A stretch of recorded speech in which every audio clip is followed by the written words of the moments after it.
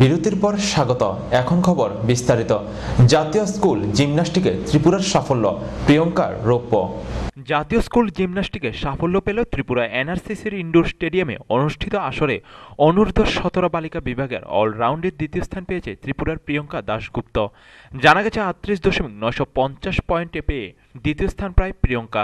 অপরদিকে দলগত বিভাগে ত্রিপুরা তৃতীয় স্থান পায়। ব্রোঞ্জ পদক পায় ত্রিপুরা। দলগত বিভাগে ত্রিপুরার প্রাপ্ত নম্বর হল 160.650। জানা গেছে ত্রিপুরার সাফল্যে কোচ থেকে শুরু করে প্লেয়াররা সবাই খুশি। এদিকে আসরকে কেন্দ্র করে ব্যাপক উৎসাহ লক্ষ্য করা যায় এনআরসিসির এলাকায়। ব্যুরো রিপোর্ট, খবর ত্রিপুরা। আগামী 24শে ডিসেম্বর থেকে 1 জানুয়ারি পর্যন্ত সোনামুড়া মহকুমা থেকে ধান ক্রয় করবে কৃষি দপ্তর। সাংবাদিক সম্মেলন করে একথা জানান মহকুমা শাসক সাজু ওয়াহিদ। সোনামুড়া মহকুমায় ধান ক্রয় করবে দপ্তর সোনামুড়া সবজি বাজারে। আগামী 24শে ডিসেম্বর থেকে 1 জানুয়ারি পর্যন্ত এ ধান ক্রয় করবে কৃষি দপ্তর।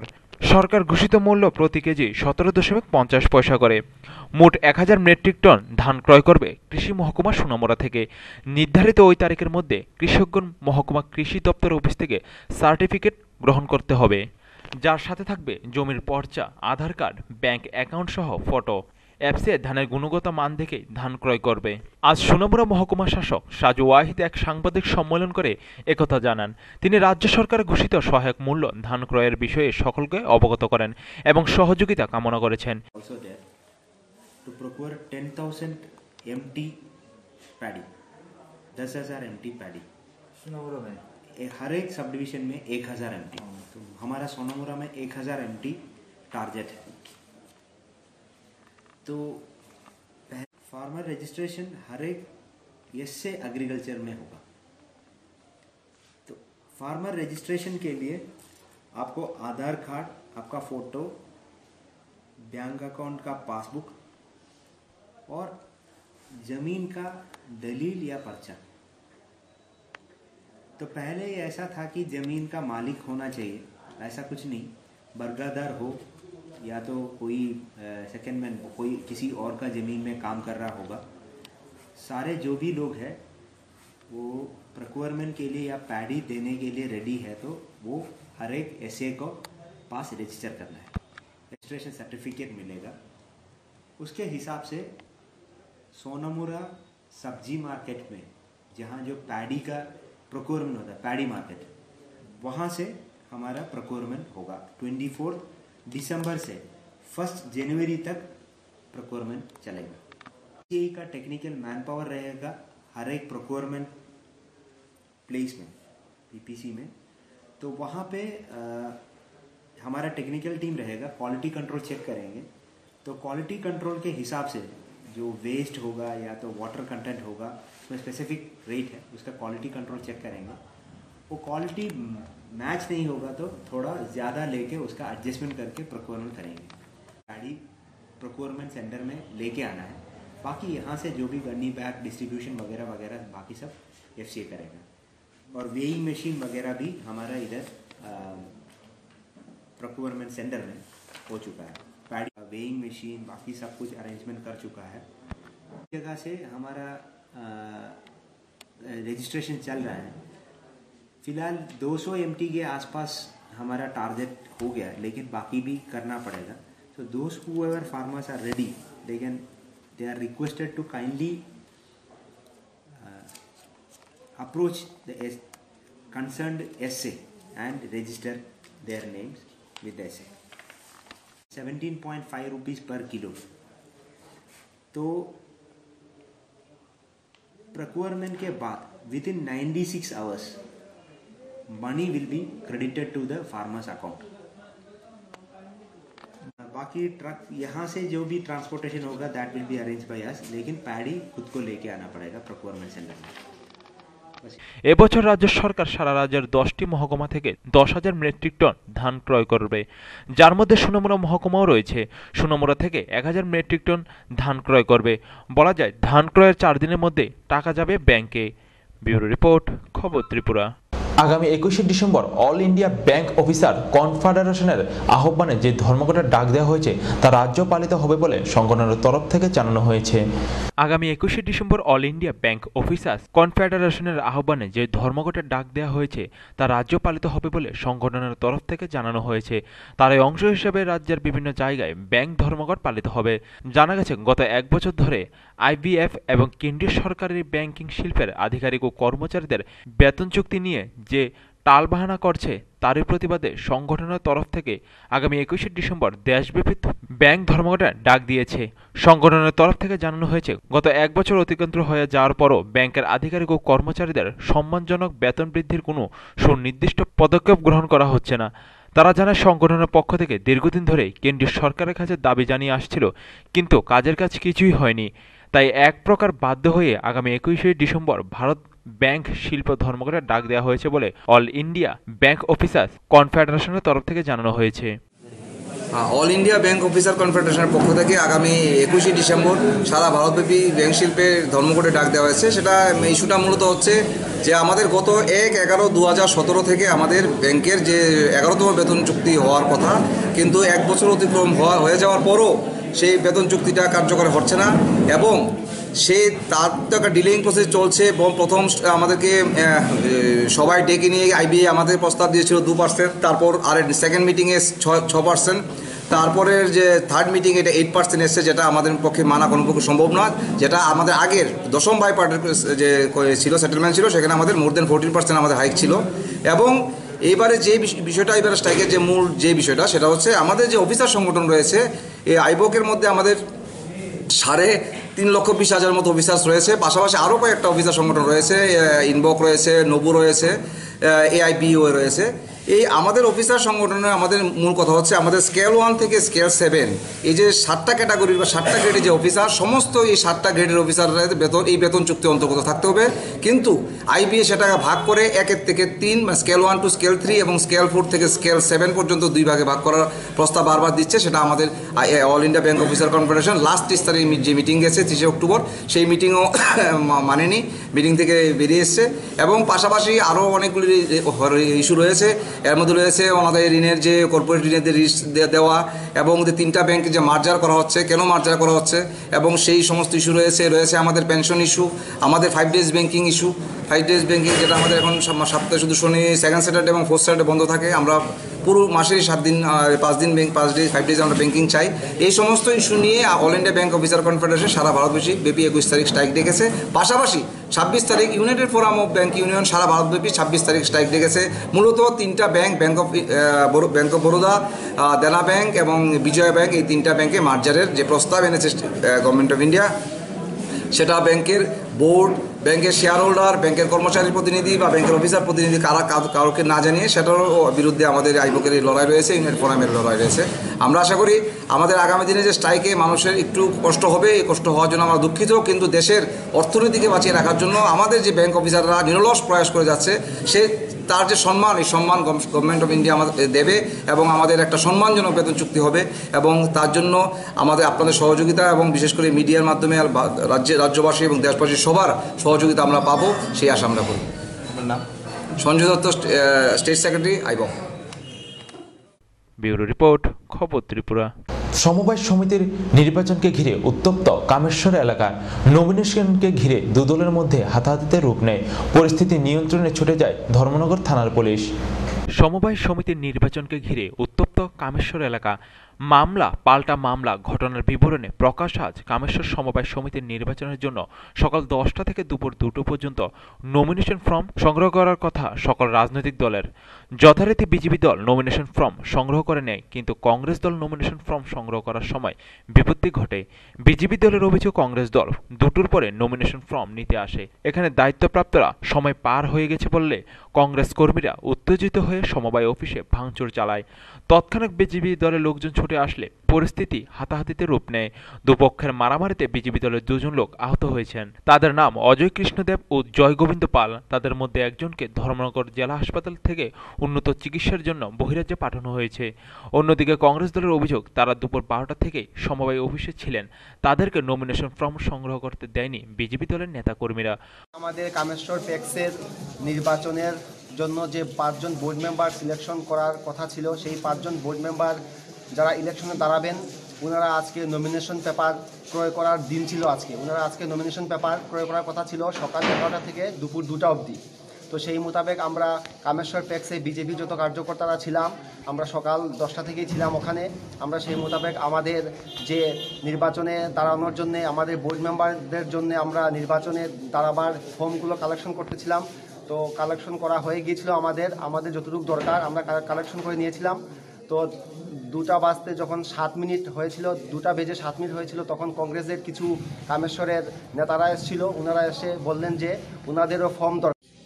না, এটা তো আমরা দেখছি না, আমরা দেখছি না এখানে মধ্যে যে ঘটনাটা ঘটছে আমরা দেখছি না। তারা অভিযোগ করেছে যে মানে কংগ্রেসের এরা মানে মেরেছে বলে তারা। অ্যাকচুয়ালি ব্যাপারটা হয়েছিল তারারে আটটানিত গিয়া যারা মারছে তারারে আটটানিত গিয়া হেরাই এরারে একটা বিজেপির এরার উপরে যখন ইয়ে করছে, তখন আটটানিত গিয়া ওই পাশের ইয়ের মধ্যে আমি ফেসবুক লাইভের মধ্যে সব কিছু রূপ দেখছি আর কি, যেটা দেখা গেছে যে আটটানিত গিয়া কেউ কেউ ব্যক্তি ডাইরেক্ট মারিয়া হাত খাটছে না, এটা আটটানিত গিয়া বাসে খাটছে। আমি দেখছি ঘটনাকে কেন্দ্র করে কামেশ্বর এলাকার তীব্র চাঞ্চল্য বিরাজ করছে। পরিস্থিতি নিয়ন্ত্রণে ছুটে যায় ধর্মনগর থানার পুলিশ। কংগ্রেস এবং বিজেপি দুই দলের থেকে ধর্মনগর থানায় মামলা করা হয়েছে বলে খবর। ব্যুরো রিপোর্ট, খবর ত্রিপুরা। গোপন খবরের ভিত্তিতে যাত্রাপুর রাঙ্গামুড়া ঘুষপাড়া থেকে 50 ফুট অবৈধ কাঠ উদ্ধার করা হয়। উদ্ধারকালীন ছিলেন এসডিএফও কোষ রায়। গোপন সূত্রের ভিত্তিতে যাত্রাপুর পিএস এলাকায় রাঙ্গামুড়া ঘুষপাড়া পরিত্যক্ত জায়গা থেকে একটি মিনিসো মিল ডিজেল মোটর 50 ফুট কাঠ উদ্ধার করে। উদ্ধারকালীন ছিলেন এসডিএফও কোষ রায়, মেলাঘর রেঞ্জ অফিসার প্রান্তোষ দাস ও যাত্রাপুর পেট্রোলিং স্টাফ। তাদের অভিযোগ, লেবার টাকা নিজের পকেট থেকে খরচ করেও বিল জমা দেওয়া হলেও কবে নাগাদ পাওয়া যাবে তার কোনো হদিশ নেই, যাহার বাজার মূল্য 2.5 লক্ষ টাকার উপরে। ব্যুরো রিপোর্ট, খবর ত্রিপুরা। প্রধানমন্ত্রী বিকাশ কৌশল যোজনা প্রকল্পে কারিগরি শিক্ষার জন্য দক্ষিণ মহেশপুর পঞ্চায়েত এলাকায় এক প্রশিক্ষণ শিবিরের আয়োজন করা হয়। উদ্বোধন করেন বিধায়ক সুশান্ত চৌধুরী। প্রধানমন্ত্রী বিকাশ কৌশল যোজনা প্রকল্পে কারিগরি শিক্ষার জন্য আজ দক্ষিণ মহেশপুর পঞ্চায়েত এলাকায় স্থায়ীভাবে এক প্রশিক্ষণ শিবিরের দ্বার উদ্ঘাটন করেন বিধায়ক সুশান্ত চৌধুরী। প্রধান অতিথি হিসেবে আলোচনায় অংশগ্রহণ করেন বিধায়ক আশিস কুমার সাহা। এক আনন্দঘন অনুষ্ঠানের মধ্যে দিয়ে প্রদীপ প্রজ্বলন করে অনুষ্ঠানে বক্তব্য রাখতে গিয়ে বিধায়ক সুশান্ত চৌধুরী বলেন, সরকার সবাইকে চাকরি দেওয়া সম্ভব নয়, তাই সরকার চাইছে গ্রামীণ এলাকায় শিক্ষিত বেকার যুবক যুবতী যাদের বয়স 18 থেকে 35 বছর কারিগরি শিক্ষায় জ্ঞান অর্জন করুন। গোটা রাজ্যে এখন চলছে প্রধানমন্ত্রী বিকাশ কৌশল যোজনা। সেলাই মেশিনের মাধ্যমে এবং ইলেকট্রনিক বিষয়ে 3 মাসব্যাপী প্রশিক্ষণ শেষে একটি করে সার্টিফিকেট দেওয়া হবে। এই সার্টিফিকেট নিয়ে চলমান ব্যাংক থেকে ঋণ নিয়ে আর্থিক পুঁজিকে কাজে লাগিয়ে ব্যবসা করে নিজের পরিবারের রুজিরুটির সংস্থা করুন। অর্থনীতিকে চাঙ্গা করার জন্য প্রাপ্ত বয়স্কর বেকার যুবক যুবতীরা এই জাতীয় প্রশিক্ষণ নিতে স্বেচ্ছায় এগিয়ে আসবেন।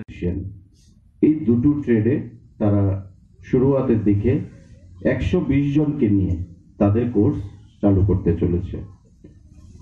স্কিল ডেভেলপমেন্ট সেটা স্পন্সর করছে এবং এই স্পন্সরশিপ আরো ভবিষ্যতে বাড়বে যদি এই এলাকার মানুষের মধ্যে উৎসাহ উদ্দীপনা এই কোর্সগুলোকে নিয়ে পরিলক্ষিত করা যায়।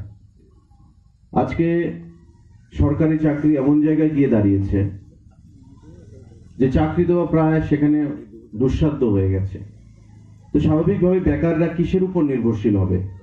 যারা এখানে একটা বিশাল সংখ্যা মায়েরা বোনেরা রয়েছেন, সেলাই মেশিন, আপনারা দুপুর বেলা ঘরে বসে থাকেন, অনেকে টিভি দেখেন, জি বাংলা দেখেন, বিভিন্ন সিরিয়ালগুলো দেখেন, সেগুলো দেখতে দেখতেও আপনারা সেলাই মেশিনের মাধ্যমে আপনাদের হাতের কাজ করতে পারবেন এবং আপনাদের কাজের মাধ্যমে আপনারা ভবিষ্যতে স্বনির্ভর হতে পারবেন, কিছু অর্থ উপার্জন করতে পারবেন। এতে করে আপনার কাছে আপনি যেমন আপনার স্বামীর উপর নির্ভরশীলতাটা কমবে, ঠিক তেমনি আপনার কাছে অর্থ এলে আপনার স্বামী যাই করুক না কেন, আপনার কাছে যখন অর্থ আসবে তখন আপনার কনফিডেন্স, আপনার যে নিজের উপর কনফিডেন্স যে না 1 টাকা করি, 500 টাকা করি, 1000 টাকা করি, 10,000 টাকা করি, আমি যেটাই করি আমার পরিশ্রমের উপর দাঁড়িয়ে আমি এই টাকাটা আমি ইনকাম করছি, আমি অন্যের উপর নির্ভরশীল নই।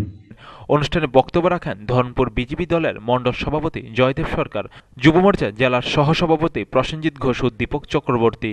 এদিকে কাঠালিয়া PMKVY সেন্টার পরিচালনায় দায়িত্বে থাকা মনির হোসেন বলেন, 120 জন যুবক যুবতী প্রথম দফায় 3 মাস প্রশিক্ষণ চলার পর আর্থিকভাবে প্রত্যেককে 4,500 টাকা করে অনুদান দেওয়া হবে, সঙ্গে দেওয়া হবে একটি করে সার্টিফিকেট।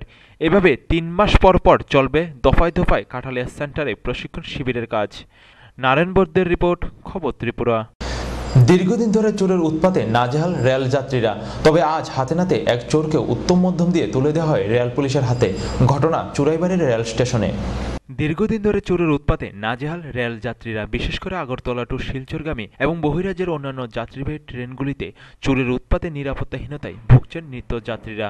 তবে আজ হাতে নাতে চুরাইবাড়ির জনতা এক মোবাইল চোরকে পাকড়াও করতে সক্ষম হয়, তুলে দেওয়া হয় রেল পুলিশের হাতে। আমির হোসেনকে হাতে নাতে পাকড়াও করলে তার সঙ্গে থাকা অন্যান্যদের টিকিট নাগালও পাওয়া যায়নি। চুরাইবাড়ি পানিসাগর দুটি স্টেশনে মোবাইল চুরির সঙ্গে জড়িত আমির। তার বাড়ি করিমগঞ্জ থানাধীন কানিশাইল গ্রামের মেদল এলাকার 2 নং ওয়ার্ডে। প্রথম ঘটনাটি ঘটে পানিসাগর রেল স্টেশনে শম্পা পালের কাছ থেকে ওপ্পো কোম্পানির একটি স্মার্টফোন হাতিয়ে নেয় চোরের দল। শম্পা পাল পানিসাগর শ্বশুরবাড়ি থেকে চুরাইবাড়ি স্থিত নিজ বাড়িতে আসার সময় ঘটনাটি ঘটে, কিন্তু চুরাইবাড়িতে এসে ঘটনা জানাজানি হতে আমির আরেকটি মোবাইল চুরি করে পালিয়ে যাবার সময় স্থানীয় জনগণের প্রচেষ্টায় তাকে পাকড়াও করা হয়। অবশ্য ততক্ষণে তার সঙ্গে থাকা চোরের দলটি গা ঢাকা দিতে সক্ষম হয়। প্রথমে জনতা তাকে উত্তম মধ্যম দিয়ে রেল পুলিশের হাতে তুলে দেয়। সেখানে তার অপরাধ সে কবুল করে। এখানে আজিম হোসেন নামে এক ছেলের কাছ থেকে অপর আরেকটি মোবাইল নিয়ে পালিয়ে যায় সে। রেল পুলিশের জেরায় সে নিজের দোষ স্বীকার করলেও মোবাইলটি ফিরিয়ে দিতে পারছে না। বাড়ি কোন জায়গায়? এখানে কি তার লেগে আইছো? এখানে গাড়ি চালাই এখানে কি তার লেগে? এখানে আইছি টিকিট লইতা। কার লেগে টিকিট? ও আমার বাচ্চা কই আমার। আর মোবাইল কার নিছো? মোবাইল কার নিছো? মোবাইল উপরে মিটিং করে আমার পয়সা নাই রাস্তা থেকে খাইতাম আমাদের রাত মাঝে নাই তার পড়াই গেছি। তুই তার মুখে মুন্ডু বাচ্চার মোবাইল কি তার লেগে? তোর ফোয়ার ইয়ে দেখাইতে তুই আরেক বেটা আমার আমি একটা টাকা না। তে তুই মানুষ কইলে তো মানুষ কতদিন মোবাইল চুরি করছো? টোটাল কতটা মোবাইল চুরি করছো? দেখো আমি আইস পাস জিন্দেগির পাড়া আমার কেন ন তুই থানায় ন তুই আরো বেজান করছিস? না স্যার জিন্দেগি কোনো তারা জিগাইলে পাবলিক রে জিগাইলে আমি জিন্দেগিটা করছি আমি নামাজ দিয়া রাসাও মাতিয়া। আর বাড়ি কোন না তো করিমগঞ্জ কোন জায়গা? করিমগঞ্জ কোন জায়গা? করিমগঞ্জ কোন জায়গা? আর গাড়ি মালিকের নাম কি তার? পাপ্পু পাপ্পু কি তার? বাপু কিতা? কোন জায়গা বাড়ি কোন জায়গা? করিমগঞ্জ গাড়ি করে পর থেকে আইয়া এখানে যে চিকিৎসা শিবির চলে হঠাৎ ট্রেন এখানে ঢুকছে আইয়া আগরতলা শিলচর যে ট্রেনটা ডাউন প্যাসেঞ্জার তখন একটা একজন মেয়ে লোকে ওর মোবাইল নিল আর দুইটা ফুলা বাগলো কইতেও আমি যে দাঁড়াইতেও কইতে হে বাগাত লাগছে একটু জায়গা গিয়ে আবার ডিল মারছে আমার ডিলটা হাত দিয়ে করছে এরপরে কিতা করছে রেলের ওয়াল দিকে ফারোটিত লাগছে তো কষ্ট হয় তার তো তাড়াতাড়ি বার হয়েছে আমি একটু দেরি হয়ে গেছে হারাইতে বাইয়া উঠিয়া আর হয়ে গেছে একটা পেগর মধ্যে পড়ছে হে এখানে জুতা ফালাই আর বাগছে এরপরে জঙ্গলের দিকে গেছে আমি বলছি ধরো এখানে তো এটা সুর ট্রেন থেকে মোবাইল চুরি করছে এবারে বাজারও যাওয়ার পরে কিছু ফুলা খান তারা এটারে ধরছে ক্যারেম বোর্ড খেলাতে আসছিল দৌড়িয়ে এটারে আটকাইছে কতটুকু আজকে এখন জিআরপি এখানে রেলেরই আউটপোস্টে আনা আসলে হেগিটা মোবাইল চুরি করছিল। হ্যাঁ চুরি করছে ফুলা মানে চিল্লার যে মোবাইল চুর আমি ট্রেনের সামনে আসছিলাম এই পাশে আসছিলাম মানুষটা কোন জায়গা? মানুষটা কোন জায়গার? হে তো হইছে হাটল দলি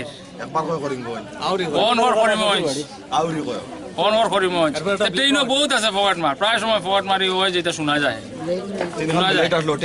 এবং তার ফগাটও ব্লেড পাওয়া গেছে একটা লম্বা লুয়া পাওয়া গেছে 3টা ফ্যান তারপর তখন ট্রেনে ছাড়ার সময় আমার লোকের একটা ট্রেনে করিমে যেতেছে তখন একটা ডাবা ছাড়া করে একটা ফুলা ছোটটা ফুলা আবার মোবাইল নিচ্ছে ট্রেনটা মাপ কিন্তু এই পেশা ছিল মোবাইলটা নিয়ে থেকে পাঠিয়ে গেছে ট্রেন যাওয়ার পর দৌড়ে গেলাম দেখলাম ওই ছোট দৌড়ে যার গুদাম হয়েছে যার কি লাইন বাইরে যাওয়ার দেখি বাজারে দৌড়া পড়ছে ওই ছোটটা আনা হয়েছে মোবাইল চুরি করছে। মোবাইলটা তাই না কতটা ব্লেড পাওয়া যায় এটা চুরাইবাড়ি স্টেশনে এটা হইছে। চুরাইবাড়ি স্টেশনে সময় আমার হাজবেন্ডের মোবাইল থেকে মোবাইলটা মাইনিং হয় সঙ্গে সঙ্গে আমার হাজব্যান্ড জানায় যে ফোন করে যে তোমার কাছে মোবাইলটা ছিল না আমি বলেছি না তখনই জিনিসটা ধরা পড়ে কিন্তু আমরা তো চোরের লাগাল পাইনি এখন আপনার চুরাইবাড়ি স্টেশনে এসে দেখতে পাই যে ওই লোকে চুর বলছে যে আমরা সন্দেহ হয় যে এই মোবাইলটা নিয়েছে। আপনার মোবাইলটা কোথা থেকে গায়েব হয়েছে? পানিসাগর স্টেশন থেকে। আর কোথায় এসে চুরটাকে আটক করা হয়েছে? চুরাইবাড়ি স্টেশনে এসে। আপনি কোথা থেকে এসেছিলেন? পানিসাগর স্কুল টিল্লা। কোথায় যাবার তো? চুরাইবাড়ি। তো এখন রেল পুলিশ কি বলছে? রেল পুলিশ বলছে তো মোবাইলটা পাওয়া যাবে, কিন্তু শিওর দিতে পারছে না যে মোবাইলটা পাওয়া যাবে। চোর বলছে তো মোবাইল ফেলে দিয়েছে। আপনার কি মোবাইল ছিল? Oppo 4G sir. বাসা পানিসাগর কোথায় বললেন? স্কুল টিল্লা। আমার শ্বশুর বাড়ি পানিসাগর স্কুল টিল্লা আর বাপের বাড়ি চুরাইবাড়ি। মোবাইলটা কার হাতে ছিল, আপনার হাতে না আপনার স্বামীর হাতে? আমার হাজবেন্ডের হাতে। উনিও কি এসেছেন? না, তিনি আসেননি, তিনি আমাদের ড্রপ করতে এসেছিলেন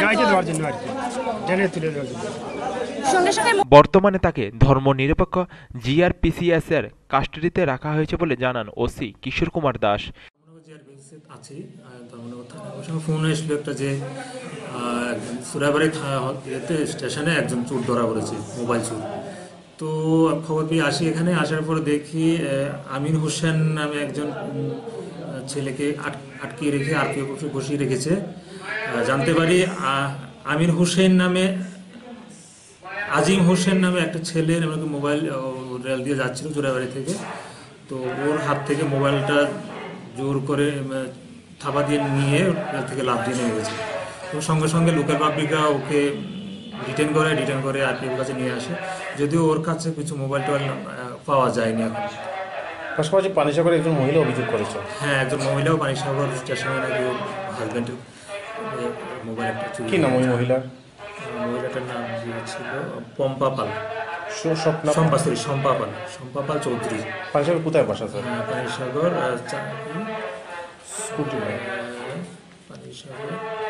যাকে আটক করেছে তার কাছে কোন আপত্তিকর অস্ত্র পেয়েছেন? না, এখন অব্দি তো দেখি চার্জ করে। আর কি নাম চোরটার নাম কি? আমির হোসেন। মোট কতটি mobile? Son of late Astab Uddin, Karimganj বাড়ি। মানে কয়টা মোবাইল চুরির অভিযোগ? দুটো মোবাইল।